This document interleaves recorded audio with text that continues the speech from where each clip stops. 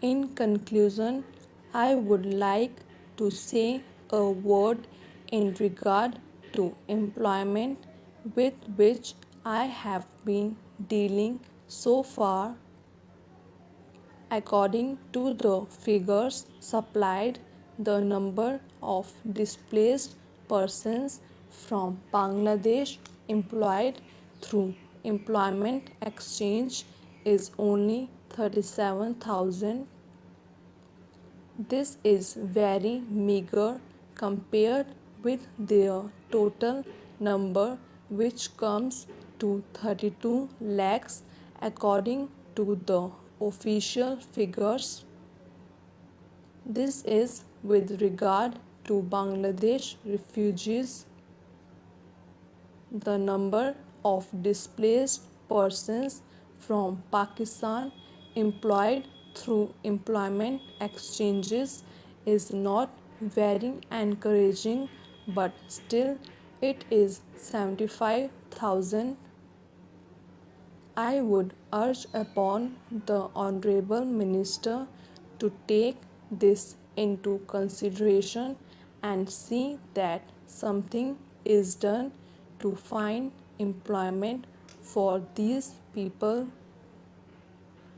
Of course, there is some expenditure incurred on general education and vocational training, but when we look at the number of persons who have been given vocational training, we find that the number already trained and under training is only 17,000.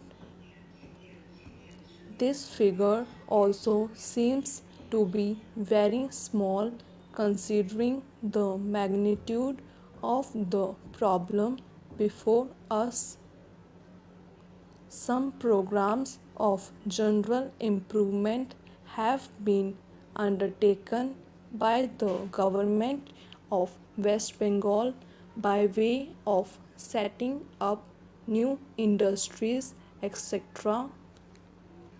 These programs should be looked into and put into operation with a view to giving more employment to these displaced persons. Within the limited time at my disposal, I shall limit my remarks to refugees from Bangladesh. The first thing which strikes one as one looks at the various brochures and publications that have been given to us is the amount of contradiction one has to battle against. The first contradiction is in regard to the number of persons government think they have rehabilitated in West Bengal. Granting that it is difficult to make a final assessment of the number of refugees who have come from Bangladesh, it is still true to say that at least there should be some sort of parity between what the Union Ministry says and what the West Bengal Rehabilitation Ministry says. Only a few days ago, the West Bengal Minister of Rehabilitation said that there are 22 lakhs of refugees who have to be rehabilitated, but the central government's figure are 31 lakhs. Unless the government know the number of people they have to budget for, it is rather bewildering to know how they mean to plan in bringing about their rehabilitation.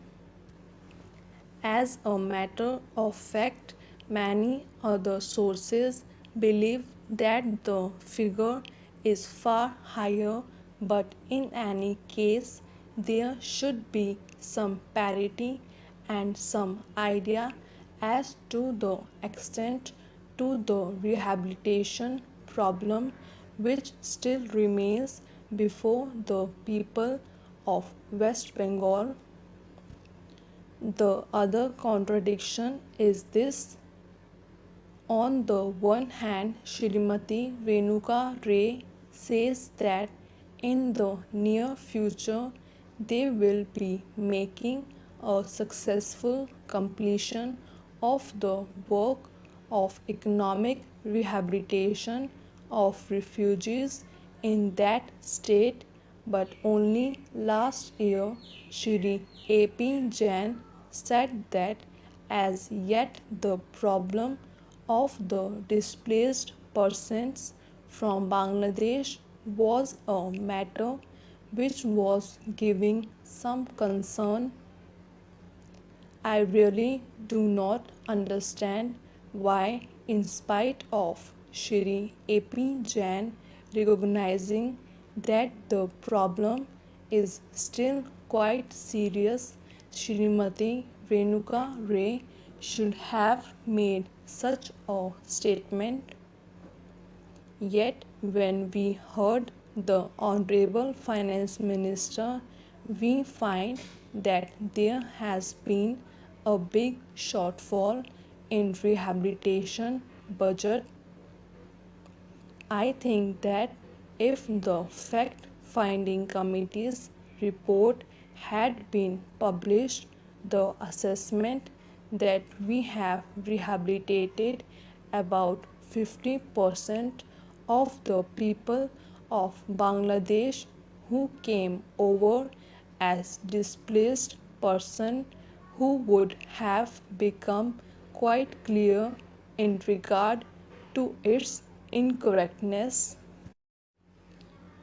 As a matter of fact, when we went round the camps and colonies in West Bengal, we found that as yet not more than 15% of the people have been rehabilitated in the sense that they are able to eke out their subsistence on the poorest levels. It is not more than 15%, and I think the figures of the fact finding committee are still lower.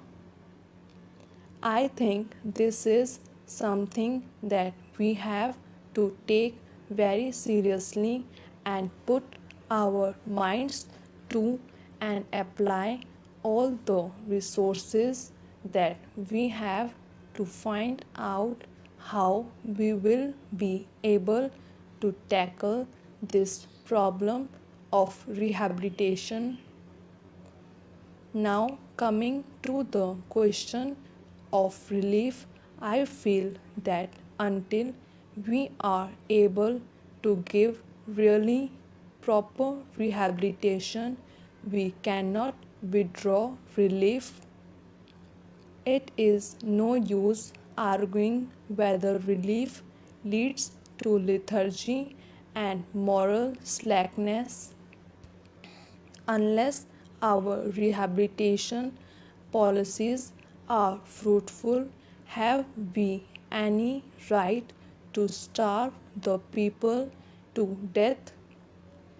As a matter of fact, Shri A.P. Jain may know that in West Bengal the incidence of tuberculosis amongst the refugee population is very high.